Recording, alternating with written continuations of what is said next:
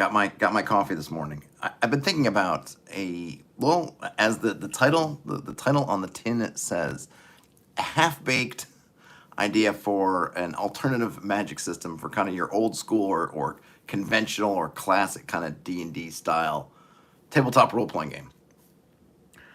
I'm not sure why I started thinking about this. Actually, I'm pretty sure it's because I don't want to think about all the stuff I need to finish working on, so my brain starts inventing things.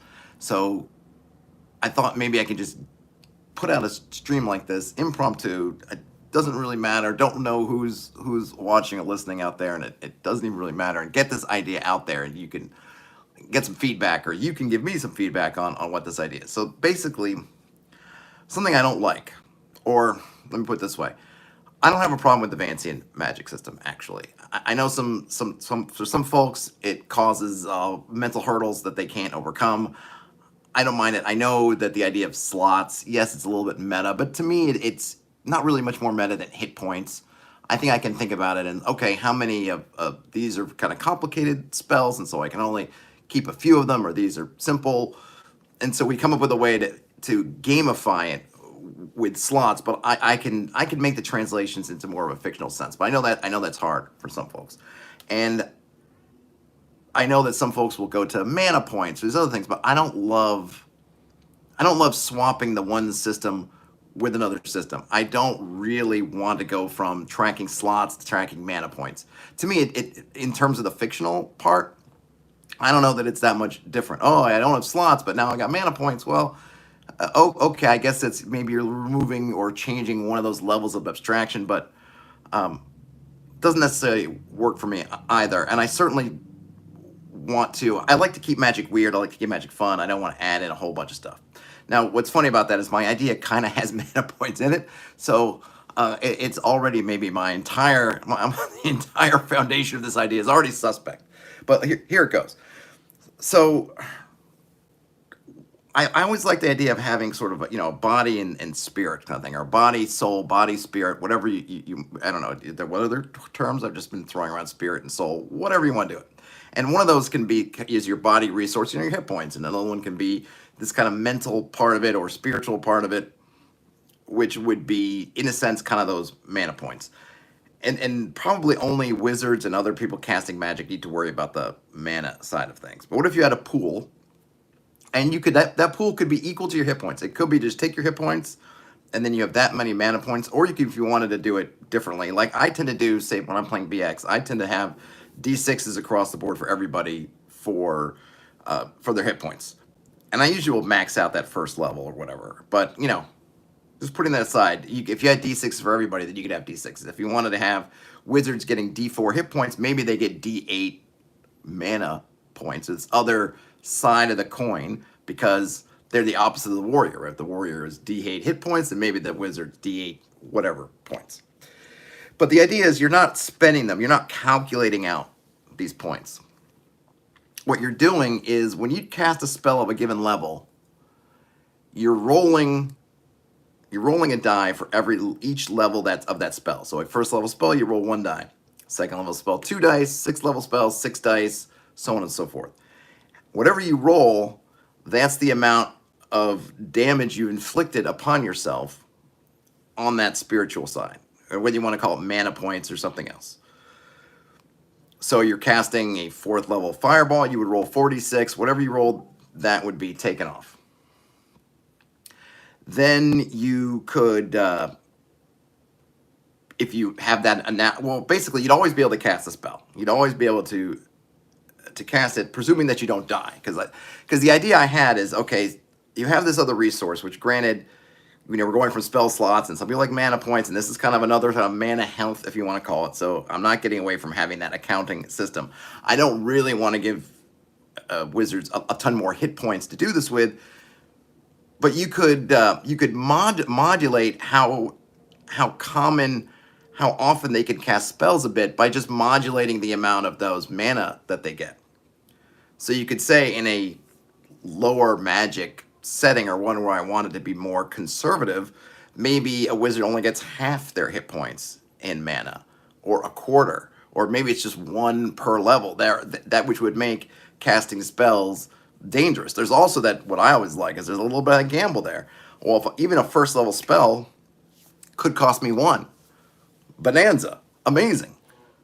Or it could cost me 6, in which case I might be done. And I always like those kinds of risk reward. You're not quite sure. It gets a little bit variable, right? Just like with a warrior and their sword, sometimes they swing it and they're going to do max damage, and huzzah, and other times they're going to even hit amazingly well, but just do a tiny bit of damage.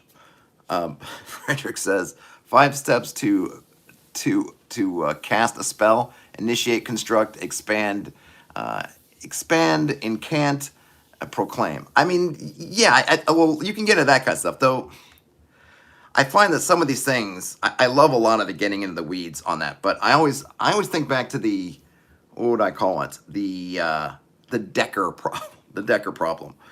Shadowrun, and I know they've gone through various iterations. I'm talking about old school Shadowrun. Had this class, the Decker, which was the going into computers and doing stuff. And they came up with all this wonderful stuff to do with your decking, where it was almost like you're going into another world and you're getting to interface with all this stuff, and had this really cool kind of intricacies and stuff, and all these things going on. But the problem is that Decker game is happening while everyone else is playing the rest of the game.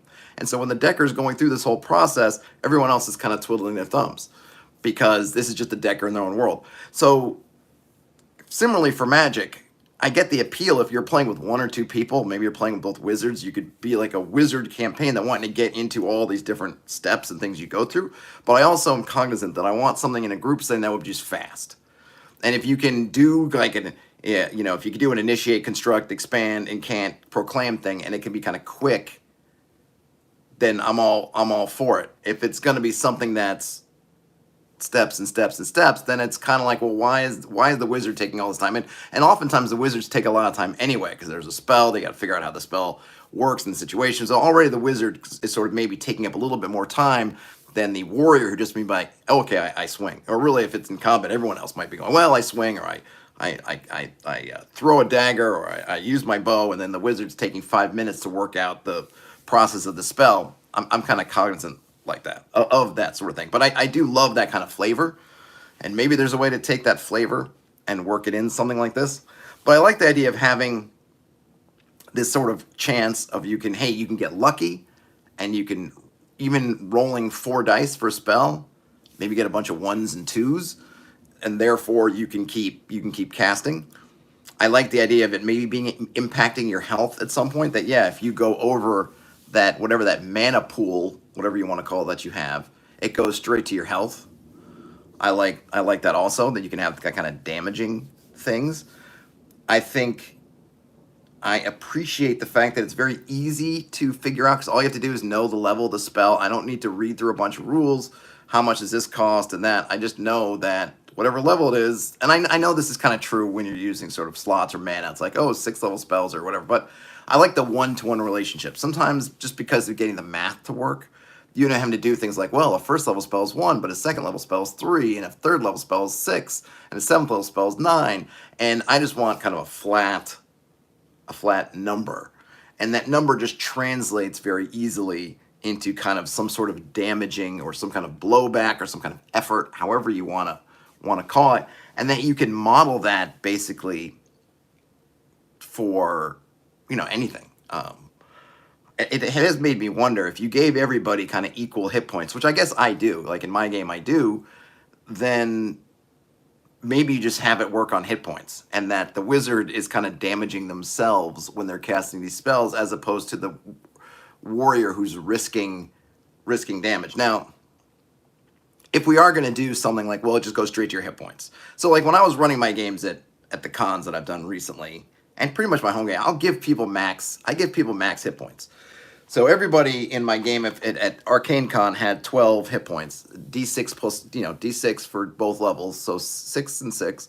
And then if they had great con, I did factor in con. So if they had a negative con modifier, they would subtract a couple. And if they had a positive con modifier, they'd add a couple. But other than that, it was kind of 6s across the board.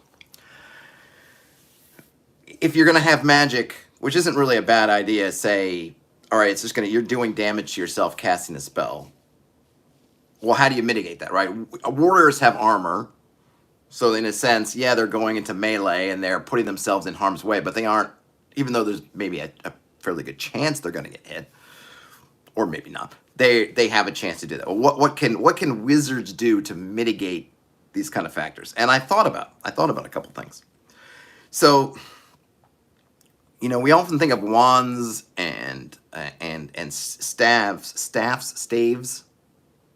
A wand or a staff as an item that wizards use because there's magic in it. Like, oh, I got this wand of fireballs or wand of magic missiles and a pew pew pew, or I got a staff of command, so I'm going to command. But if it's just an ordinary wand, a wizard has no use for it. It's just a stick. And a staff, unless they're going to whack someone on the head with it. And I think depending on edition, I want to say something like BX wizards don't even get the staff as a weapon they can use. So it's just it's just a 10-foot pole, basically, or maybe an 8-foot pole or a 6-foot pole, or however big the pole is, however big your staff is. That's it. But what if you could use those items to absorb some of that damage for you? What if you could say, okay, if you have a wand, hey, Horga, if you have a wand, then maybe that will eat up 2 points of whatever damage on a spell. So you say, okay, so now that first level spell, charm person, whatever, sleep, instead of it now having a cost of 1 to 6, it has a cost of nothing to 4. There's a chance that you might, or maybe, and I don't know, I'm just throwing numbers out here. Maybe the number 1 is better. You would have a chance of, say, absorbing that. So now you get extra cast ability. You potentially, even at first level, with your 6 hit points or whatever many hit points, now you have a chance to maybe cast it more than once, which puts you ahead of the conventional wizard, right? But the conventional wizard isn't risking damage just by casting the spell. And again, I like that thing, right? Okay, well, you're going to get to cast more often potentially, but you might be hurting yourself while you're doing it. And given how healing works in these games, you don't tend to heal back really quickly. Let's see. Eric says health and fatigue on the same track. Health takes more to recover. Yeah, I mean, and this is why I've been kind of going back and forth, right, where I struggle with the kind of mana part of it, because I'd love to not have it. I'd love to. In fact, in the kind of heartbreaker thing that I'm working on is I only have 1 track for basically everything, which is just, I think I just call it strain. You just get strain. And strain can be physical, strain can be mental, strain can be spiritual. It can be anything, because ultimately I don't think it's necessarily a meaningful difference, and I think that a player can play up where the strain they're taking on comes from and how that impacts them. And so I kind of feel like maybe we just give everybody an extra bump of hit points, and then just have that be it. So I really do like the idea of not having some kind of extra pool, whether it's slots, mana points, whatever. The question comes to how to balance it. I guess if you give everybody an extra D6, we say, hey, you've got a D6, instead of having 1d6 at first level, you have 2d6 at first level, then maybe that's fine. And then warriors just get to last a bit longer, and then wizards can cast more spells. Hey, Paint's Many Alive. Yorga says, rods, staves, and wands. Yeah, so the idea would be that if you have a wand, and I'd have to look at it. I guess, are they in order of size? Would be a wand, and then a rod, and then a staff? I don't know what the sizes are, but you could go kind of 1, 2, 3.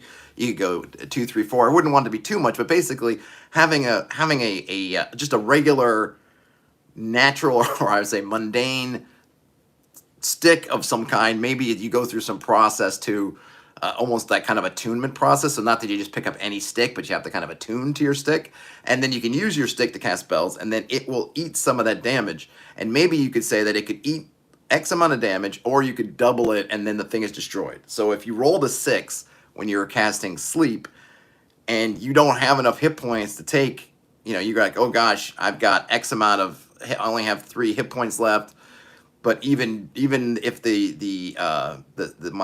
my wand absorbs 2, I can't take 3. So I'm gonna have to just destroy the rod, and that will save me, which I think is a cool idea. And then you also think you could do is, then of course staffs become bigger. Maybe it goes rod 1, wand 1, rod 2, staff 3. You figure out the math that works.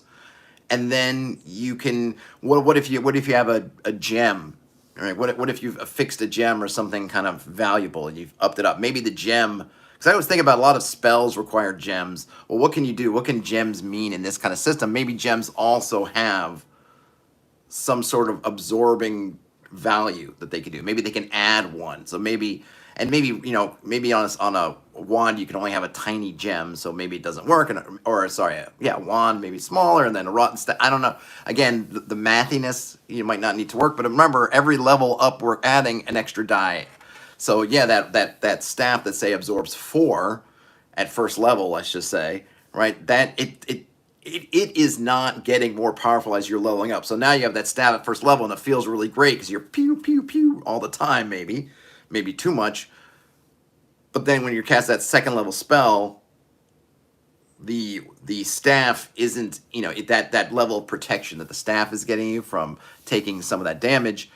And maybe we could always say that you always take 1 damage. We could also have something like that if we wanted to say, hey, we don't want you to just cast unlimited amounts of first level spells, that you always take 1, which would be another kind of good way to limit things. You can always take 1, or maybe 1 per level, something like that, so that you're always taking some damage, but you're always still to cast, something like that. So that you could kind of keep these benefits. And I was thinking, so what gems could do is you have this fixed mitigating factor of the wand, the rod, or the staff, or whatever.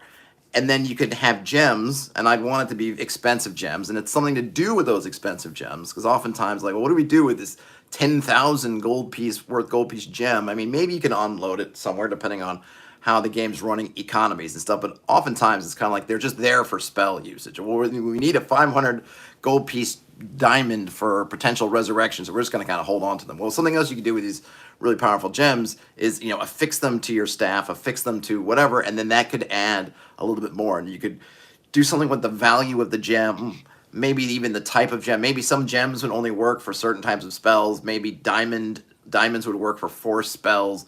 Rubies would work for fire spells. Opals would work for negative energy spells. You could have a lot of fun with how different materials interact with the magic. It could get complicated.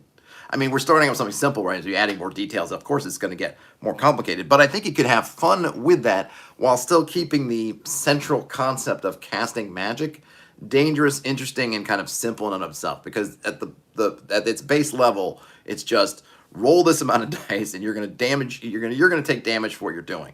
And I don't know, maybe I'm just not enough of a magician's first kind of guy. That doesn't really bother me, because a lot of spells, especially if you just go with the default ones, I'm not even getting into whether you refactor and really change up magic, how it works. But if you think about it, even if to cast Fireball at 4th level, yeah, you're taking a potential of 46 worth of damage to cast it, but you're doing, 66 worth of damage to a whole bunch of people. So you're still way outlaying the magical blowback, or whatever you want to take, the magical cost in that sense for casting that spell is nowhere near. The amount of damage you're taking is not nearly the amount of damage that you're potentially putting out. And then if you have some of these extra mitigations in place, like maybe you have an extra D6 in your pocket, maybe you've got a staff with a ruby on top worth X amount of whatever, then maybe it seems less onerous. But casting it is still, you're in that danger zone. I think you kind of feel you're more connected in that way to the other characters who have to put themselves in risk. Because the fighter generally has to put themselves, at least, sure, you could have a situation, I guess, where you're just at range and no one's ever getting close to each other. But generally speaking, they have to be at risk. So now you're putting yourself at risk, but in a different way. Let me see. I got some comments here. Let me look through. So, Trarthan Runaway says, in their system, spells require a skill check to cast, and materials either make that easier but weaken the spell, or harder but strengthen it. I like that. I think part of what I'm reacting to is I've seen the skill stuff, and I've dabbled with it myself. But I kind of like the idea of just having sort of that single roll. I guess yours is a single kind of roll of the dice also, but but I guess in this case, the spell would always get cast, right? Because I appreciate though it's just a different feel for it, whether the spell just doesn't go off, and it's just playing, it doesn't happen, which I don't mind per se, because everyone else has to deal with that. But at the same time, in this case, maybe you're offsetting the fact that, like, it changed the equation of what you're doing, right? Is that, hey, you're damaging yourself, but you're always going to get to do this thing. Whereas other classes, maybe like a fighter, let's say, doesn't necessarily take damage because they miss. Though, again, some systems they do, So, let's see. Horga says, what if specific types of gems were necessary in order to do different damage types with a spell? I mean, you could. I mean, that definitely gets more into the almost like refactoring the spells. If you just kind of had like you broke it down. And I know we read through some blog where they actually went through and kind of broke down spells into sort of their component bits. And then you could do that. Like, I have a ruby, so I can cast fire magic. I like the idea you could probably push it anyway, but that it's easier for you if you have it's like having what is that, sympathetic kind of magic, right? So if let's just say for our purposes here that rubies are connected to fire, but like the elemental fire, that sure, you can cast a fireball, but it's going to be harder, and that is expressed through the damage that it's doing to you to cast it, than if you can make a sympathetic connection between this gem and the spell. And you could think about, well, what other things do that? And then, of course, you can look at, well, maybe these gems, you can burn them out in some way, right? We can keep thinking about what mechanics might work. So if this gem makes it easier, can I upcast it? Can I do something? Can I do, like, with the staff, right? If the staff would absorb 4 damage, if I have it absorb 8 damage and the staff is destroyed, well, maybe if the gem does the same thing, maybe this gem also does 4, because it's like a 4,000 gold piece gem. If I want it to take 8, then it will also be destroyed. You can, or can you drain the ruby, kind of almost pull the fire out of it to then upcast your spell in some way? That might be another way to do it. You can really have fun with kind of different permutations of what it might mean to cast the spell. Let's see. Eric says, casters can creatively cast effects in schools they're trained in, but prepared spells may cause less strain. I mean, that's another way to do it, right? Splitting up kind of your sort of spells, from ad hoc casting. I have some ideas for ad hoc casting that I've been mucking around with, but I'm not quite ready for that yet. I don't know. The thing is I kind of like ad hoc. If I'm going to go ad hoc, I think I'll just go ad hoc and not have ad hoc and prepared. I think, just me personally, it's just, I think that D&D by default wants to, and of course 5e is sort of the apex of this, but every version that has this to some degree, is they want all these different kinds of magic to be kind of together. So you have divine magic and you have arcane magic, and they kind of work a little bit differently, but they're sort of in together. And then then of course you add other kinds of magic, and now they've got sorcerers and warlocks and all these things that kind of all in there. And I don't mind having a couple, because it's very tropey. Arthurian, we had Merlin, who's the last of the druid sort of kind of mages, and of course you have the Christianity and that kind of thing. So, but I don't necessarily feel like we have to have everything. And I almost feel like, for me, that what I'm feeling is, I think if I was going to go the ad hoc approach, then that would just be the ad hoc approach. And that you wouldn't have prepared spells on top of it. Now, maybe rituals. I could see having something different for rituals, because I see rituals sort of a different thing. And that I think that's probably what would happen, is your prepared spells wouldn't be stuff you're casting in the moment. It would be more for these really exotic effects, bigger in scope, that it takes hours and you have to do all this stuff. That, to me, is where I would find where kind of that stuff would come in. But everybody's got different concepts in their game, and I'm certainly not opposed to it. You can probably do some interesting things with almost different versions, right? You have the wizard, who's all casting prepared spells, versus maybe the sorcerer, the warlock, who's going for this ad hoc approach. And then maybe there's the kind of cleric type, which you could almost re-skin or just think about as someone who's doing sort of communing with spirits, and that's where they sort of channel things in there. So you could have all those going on. I think, for me at least, to start, I think just one is sufficient for me, maybe 2, maybe, right? But I'd want to make sure that they were both things that I could easily, or someone else, if someone else was running, could easily kind of track. I guess mostly for me, is it easy for me to kind of track and deal with, or is it something I'm going to flip through a bunch of rules to figure out the differences? Then I probably wouldn't want to do it at this point. All right, let's see. Frederick says there has to be an Achilles heel for commoners to have a chance against Magic. Well, I mean, well, what is that? So, Frederick, what is that in the regular game? Other than, I mean, the Achilles heel of the Magician is that they're not well armored.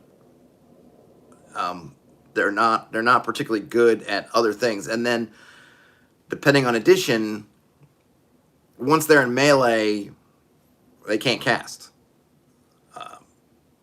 So playing in the Bandits Keep OD&D game, our Magic user is really constrained if we don't set it up properly, or if we're not ready, or if we get into melee, something's happened like that. The Magic user, essentially, in terms of using their magic, they kind of can't, or they have to find a few spells that they can be creative with. A favorite right now is Phantasmal Force, because what they could try to do is, if they're outside the melee, they can't directly affect the melee, which means all their kind of offensive spells are off the board. And a lot of those spells, the fireballs, the lightning bolts, if the space isn't big enough, if there isn't enough real estate, then they're incinerating all of us, not just themselves, right? So even those kind of get taken off the board. So then it's like, well, can I use Phantasmal Force and have something appear off to the side? So I'm not casting in the melee, I'm casting over the side, and hopefully I can distract somebody, get their attention, kind of thing. Other than that, they're just fought in there, duking it away with the rest of us, or kind of holding and hoping and back to not get through.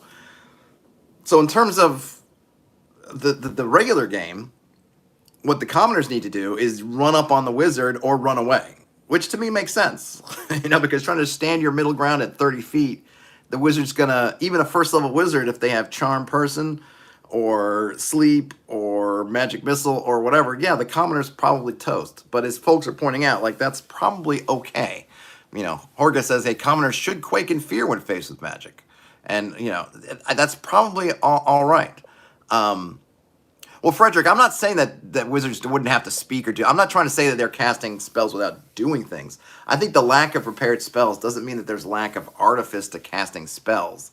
I'm not suggesting they're just in silence now going like, They still might have to do a whole bunch of stuff. It's just not a prepared spell. It's a performance still. They still need to, because the wizard is still interacting with the magic. I don't perceive that the magic is inside the wizard and they're like a dragon's breath just opening their mouth and the magic comes flying out. To me, I still look at it as that the magic is in the world, and they're pulling it into themselves, or they're gathering it and then doing something with it. So whatever they need to do, whatever ritualistic, whatever movements, whatever sounds they need to do it with, they can do it. I really liked, now, Barbarians of Lemuria, whose ad hoc casting system I loved. They had a lot of stuff with that where you go down a checklist when you're kind of creating your spells, and you could try to create spells that were more stealthy, but you could do more with the limited power you tended to have at low levels by accepting more limitations. So you could try to cast silently without doing any movements, but that would make your spell harder. Whereas if you did a dance choreography and you yelled out really loudly, that would make the spell easier to cast, meaning that you could cast more powerful spells. So I think I would probably go kind of in that route. And you can factor that in, right? You could say, well, hey, if you do these things, then you get a little extra back. Like maybe, hey, doing this will absorb, right? So if we go back to my original concept, is you're going to roll for the level of the spell, and that will say how much damage you're taking to casting it. So say 1 to 6 for a first level spell. And let's just say that we're going with, okay, we're not giving anybody any other hit points. So the wizard, let's say in my game, you have D6 hit points, and I'll just say that because I am a generous referee, you have 6 hit points at first level. So now you're gonna be rolling dice to cast the spell, and you're gonna have to roll a D6. Well, what if we said that if you do that, then maybe that is just a little like nothing, right? or we could do a couple things. Let's back up a minute. So we could make a let's kind of play this out for a minute. We can establish what is the default reality, right? How are spells normally cast? So we could say spells are normally cast with either words or movements. You have to have one of those two. So when you're casting that spell, it is assumed, and you can decide, or maybe you decide, maybe you can decide at character creation, maybe even, what is your default method for casting magic? Is it words? Is it sounds? Are you intoning things, or are you making movements? And of course, movements being,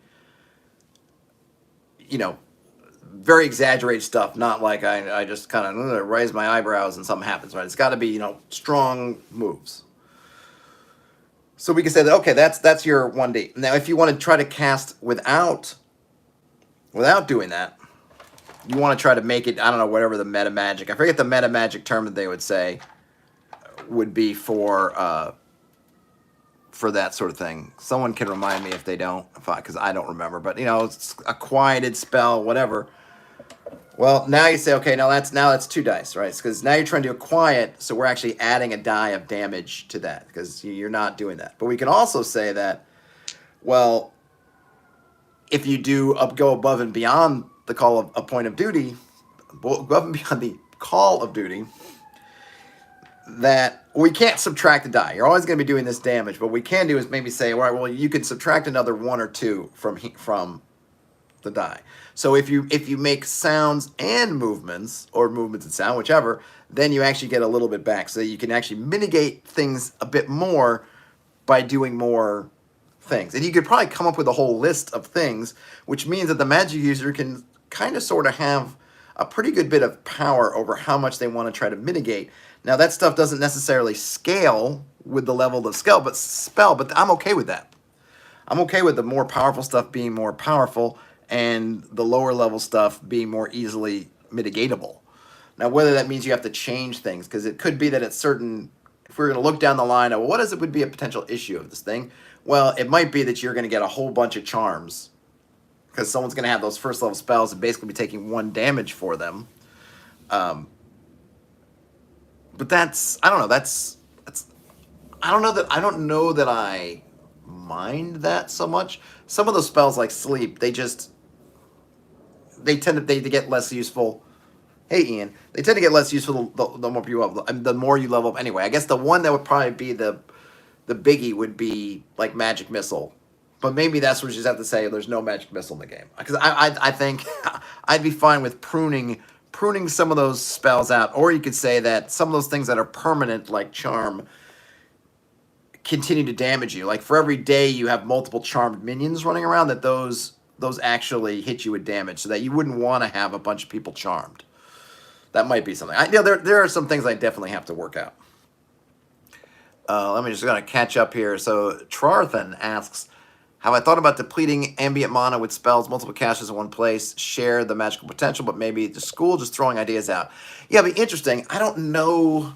See, that's where these things that are really fascinating. Like I feel like a lot of ideas. Horga says it played a bit of Mage, like what was it, Mage the Awakening or whatever back in the day. And I think if I was going to have a game where we were specifying you're all playing mages, that might be a cool idea to play with.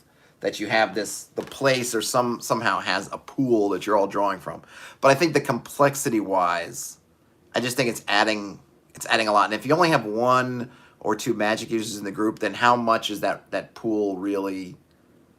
Like, am I tracking the pools for every room in a dungeon, or what is the pool, right? Or how are we establishing the pool? What is the pool? Is it for a level of a dungeon? Is it for a whole, like a mountain? Like, so if we're all in the dungeon, if we're in a mega dungeon, are you just draining all the mana and then you can't cast and nobody else can cast, and how fast does it come back? There's a lot of that kind of, it could be fun, sort of, you can call it nuance, or you can call it a lot of fiddly accounting. I probably don't want to do too much of the fiddly accounting stuff.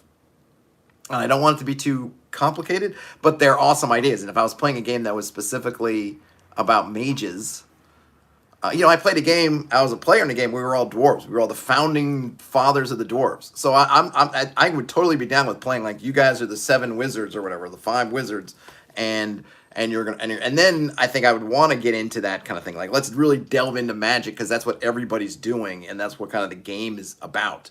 But I'm not sure in an ordinary game. I feel like tracking the passive or the potential mana of a location or area, whatever, would be a lot. Now, Jorge, I saw your question. I'll come to that in a second. When I played in that, it wasn't Deadlands. It was the Weird West DCC game. They used a deck of cards for stuff for when you're shooting guns. And I could totally see adapting something like that to Magic. So in that DCC game, there was one deck of cards, and you didn't reshuffle it till it was depleted. And whenever you fired bullets, whenever you used a gun, you draw cards from that deck, and it had, depending on what you drew, something good, something bad, or nothing could happen. And the neat thing about that was that everybody who's firing a gun drew from that same deck. So it has a little bit of this, I don't know, you want to call it poker, blackjack, maybe more like, where you could kind of try to count cards and say, okay, a bunch of bad things, a bunch of bad results just came out. So if I shoot my gun, I'm more likely to get good or neutral results. Or I haven't seen any of those bad results come up, so I don't know if I want to shoot my gun. And I could see something like that where it's really fast, where we're drawing a card, or tarot might be a fun one. Oh, we're flipping over tarot, and then that could be that kind of shared thing. So I could see using something kind of currency like that, but I would just want it to be something like really fast. Something quickly. Jorge says a deck of Magic cards, or tarot, something, a tarot I like it because it's evocative and it's got a little, but you could kind of use whatever. You could use a regular deck of cards. You could use some other kind of deck of cards, but I would want it to be something that's really quick. That we just boom and we're going, and not like, well, let me open up Google Sheets and start figuring this stuff out. So because even the thing with tarot or something else, right? There's that interpretive part. So you'd want it to be like a really strong, interesting interpretation, kind of thing like that. But and the nice thing about cards is, unlike dice, you can also do another thing you could do is like drawing chits from a bag. The nice thing about chits or cards is that they deplete over time, and you can't get the same results. Once a certain card is drawn, once the 8 of hearts is out of the deck because it's been drawn, you can't get it again, right? With dice, you can keep getting the same results over and over again. Oh, I rolled a 1. Oh, I rolled a 1 again. With the cards, until you shuffle, those cards aren't back in the deck. So there is this sense of wondering, and depending on how much you're able to track the deck, well, what can we tell? And like I said, you can do a lot of neat things. And the same thing when you're drawing chits or some kind of things out of a bag. Same thing. Until you put everything back in the bag, everything that comes out now has changed the probabilities of what's and the contents of what's left. So those are really kind of fun mechanics to play with. But like I said, I'd want it to be fast. Let's see what else is going on. Jorge says, how granular do you really want to get with any game mechanic? Well, I mean, it really depends on the game. And now with VTTs, the answer might be, well, we can get really granular. I mean, I've said this before, but that I don't play with any VTTs, but that would be my big drawing thing, is I can put a whole bunch of really super granular things in there, and I don't have to deal with it, but I can feel good knowing they're in the background. And there's a lot of stuff like that where like, yeah, this sounds really cool. I don't want to do all the maths. But if someone's doing the math for me, then sure, having all these different probabilities or all really cool whatever would be great. I just don't want to go through and have to do all the table lookups and all those things. But if a VTT can spit it out for me, then great. So yeah, if the VTT can come out and it's got a tool to generate things like, here's the mana in the room, and it uses stuff so that it kind of makes sense, and then it's automatically, drawing it when people are casting stuff, it's just doing all that stuff. And then you just get this note like, whoops, there's no more magic left, then I might be more likely to use it. Great, but I don't want to spend the time doing it. And that's kind of the cool thing with all these systems, is that you can, these new sort of tools, is that you can maybe get all the benefits and intricacies of having a whole lot of granularity without having to go through it by hand. But, some folks back in the day loved to do that stuff. Some folks love to do it now. I feel like for me, that was kind of like my younger self would have been much more into doing all that stuff. And now I just want to have something that kind of works and keeps it moving. Keeps it moving. Let's see. Sean says, just use HP and manage resource spell costs. Yeah, I mean, that's kind of where I was getting at, Sean. I actually got there kind of towards the beginning if you weren't here for that part of it. But yeah, maybe just using hit points, I think, is actually a good thing. I started off with thinking like, well, I don't really like mana, but maybe this would work best using mana. And then I kind of, that's the nice thing about talking things through, is you sort of, I just pivoted pretty quickly to, well, maybe we could use hit points. And then I was just starting to think about, well, what can we do with hit points to mitigate it a bit so that magic users aren't killing themselves to cast spells, but that there is this kind of cost. And yeah, I think hit points actually works pretty well for that. And like I said, in kind of the game that I'm sort of working on in the background, I don't even call it hit points anymore. I just call it strain. And strain can be any sort of fatigue, whatever, damage. It's just your overall sort of ability to do things. And as you take on strain, it reduces your ability to do things. And whether it's through something spiritual, mental, magical, something else, I don't care. And that's kind of where I've gone. So I just want that one resources, and it can just be used for everything. And in this case, yeah, that's, I think, using hit points for that. And then as long as we give the magician some way to mitigate at least some of that. And I think the idea of maybe the idea would be that for every level of a spell, you have to at least take on that much damage. So level 1 damage, level 2 damage, 3 damage, so on and so forth. So you can't mitigate it completely. So you can never just be doing pew pew magic without cost. I'm not a big fan of just the cantrips that are just forever. Of course, if you were a fan of that, then you could easily implement it. But I would like to keep some kind of cost there, and that cost I think should escalate for the higher level spells. At the same time, you can try to mitigate any excess damage, because the idea would be that you're rolling a die for every level to see how much damage it costs. You could mitigate that excess damage through different tools, like using a wand, or using a staff, or using a rod, using a gem, making lots of motions, making lots of noise, maybe taking extra time. You could think about all these different ways. I would also leave something open as to the player, as, hey, if you can make a sympathetic connection, then you can mitigate stuff. So if you're casting fireball and there's a fire in the fireplace, and you say, hey, I'm gonna use that fire from the fireplace and use that to power my fireball spell, I would totally give some level of mitigation for that. Not completely, but something, because that's a cool idea. And that's kind of what I love about the ad hoc casting to begin with. And even if we were using just spells as written, I think pulling more of that in there, of saying, oh man, yeah, you can, I can do this to do that. Oh, look, it's a windy day, so I want to try to summon, we're on the top of a mountain and the winds are swirling, so I'm going to try to use all that to summon an air elemental. I'll be like, yeah, man, that's now we're talking. So this way you could use that and really be beneficial, as opposed to what it is, where it's just like it doesn't make a difference. All right, let me see here. Oh, I got some more comments here. Horga says, don't strain yourself when you take a chit. Yeah, that's true. Charlton says, could take inspiration from Witcher as well. Magical toxicity that builds up when you cast. Then different levels of mana sickness, you get various effects. Kind of just another HP bar, though. Yeah, I would just keep one. I'm not really familiar with The Witcher. I didn't really play any of the games. I haven't read any novels. I did watch some of the show, but I don't think the show really got into how that stuff works from any kind of mechanical standpoint to know how it's affecting them. Charlie says, could integrate with the dice check talked about, so a d6 per spell level plus dice from meta magic. Yeah, if you have meta magic. I would just as soon let people just kind of figure out their own meta magics that work, because I really like that. When I played I played a magic user in a really short-lived Barbarians of Lemuria campaign, and my whole tactic with this magic user was to find stuff around and try to make sympathetic connections to do spells. So, for example, I would grab stuff. Like, we were in a cave or a dungeon, and there was I think there was a skull of a rat or something. So I grabbed that skull of the rat and I kept it with me.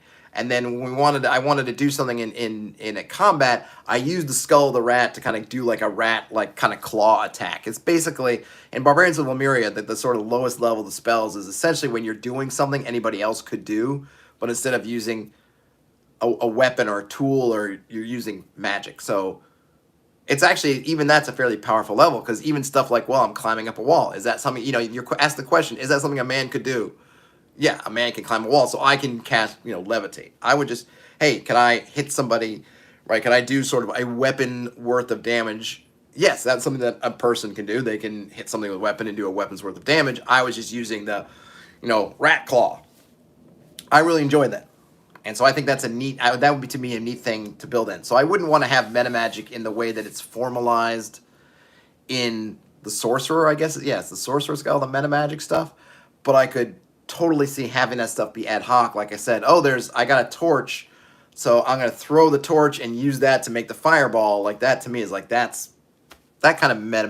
I don't even know if you call it meta magic. I'm calling it sympathetic kind of magic, but that would work for me. Ravi Ricker says, OSR mages have very few spell slots, allow them to cast additional slot by accepting damage, like a sacrifice and life-saving moment. Yeah, you could, though my idea would just be to replace spell slots with damage. I don't want to have spell slots plus.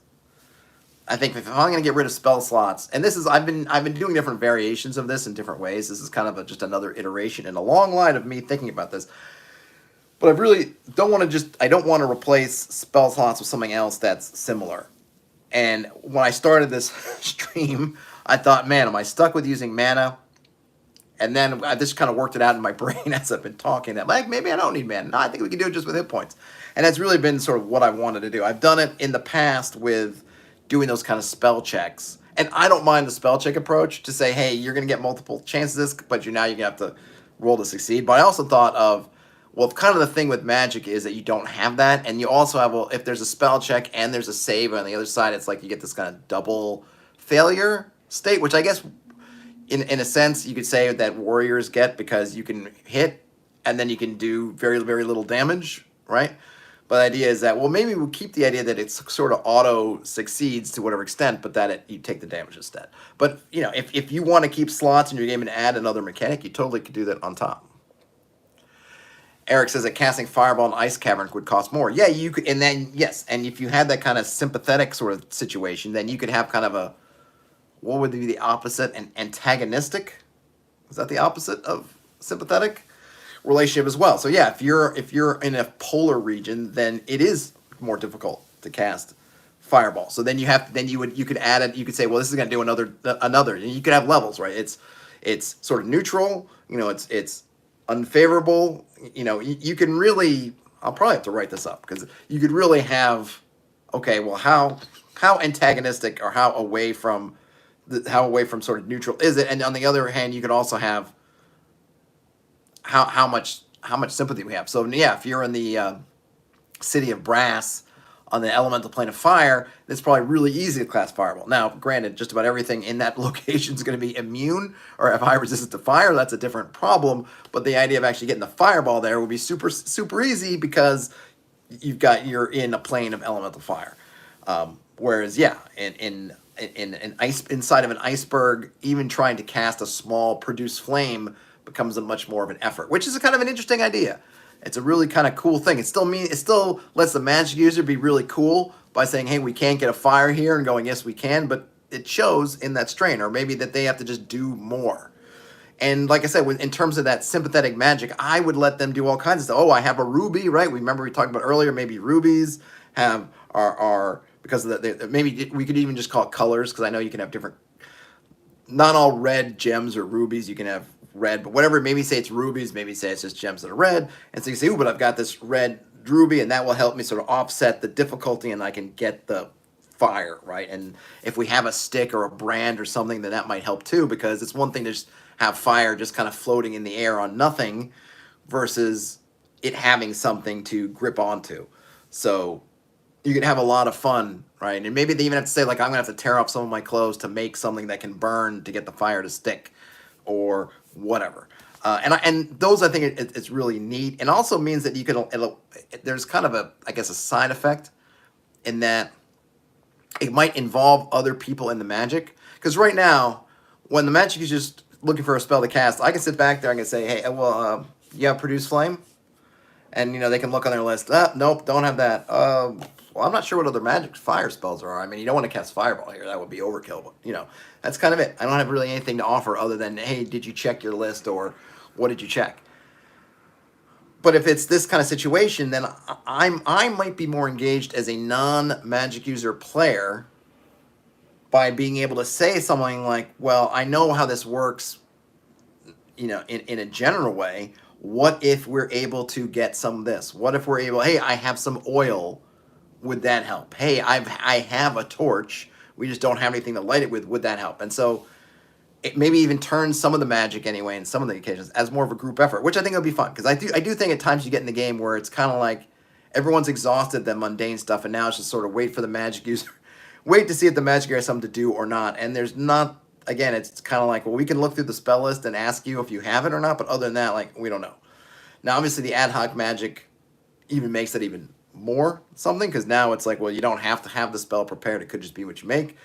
And I'm working on kind of an ad hoc type dealio, but pretty interesting stuff, I think.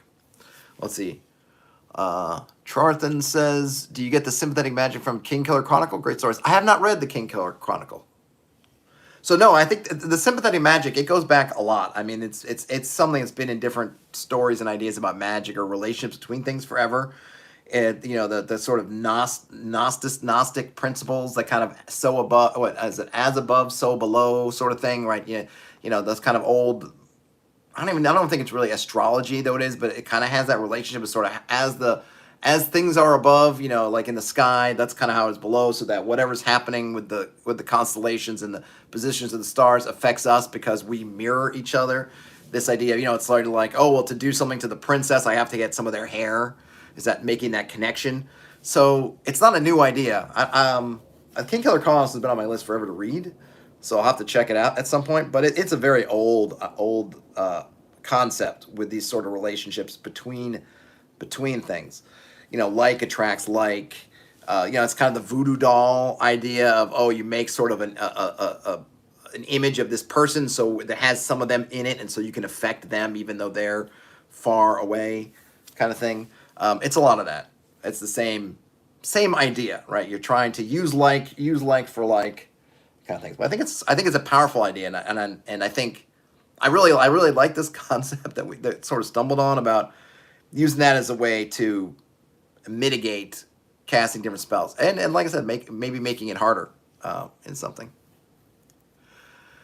Drotharan says, funny, it's called sympathy as well. Sympathy requires a user to create a sympathetic link between two objects so that whatever is done to one object will affect the other. Yep, it is definitely old. But it's cool. It is a cool concept. Well, that's what I wanted to share. I don't think I have too much else to talk about with it. I just wanted to throw this out there, kind of impromptu thing. I'll probably be back doing a more proper stream later in the afternoon.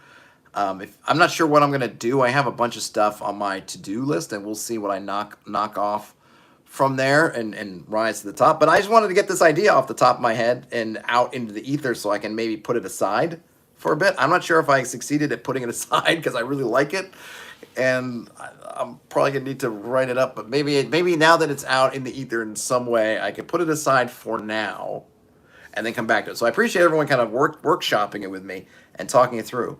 Let's see, what does Charthan say? Charthan says, and in that setting too, you can have weak or strong sympathy. Weak sympathy is much more costly. Yep.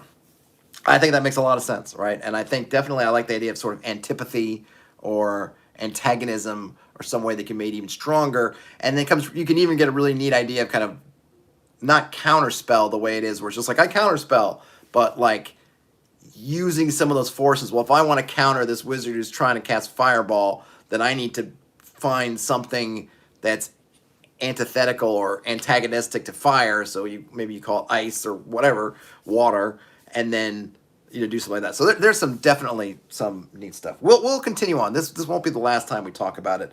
But all right, I got to get back to it, folks. Thanks so much for hanging out. Like I said, I'll be around later, and if you like these kinds of talk, then if you follow the channel and subscribe, then you'll get notified. Or I guess you got to hit the bell thing too. I don't know. You can figure out where I'm. More of this is pretty much what we do on this channel. So thanks so much for hanging out. Game on, and I'll talk to you later. Bye, everybody.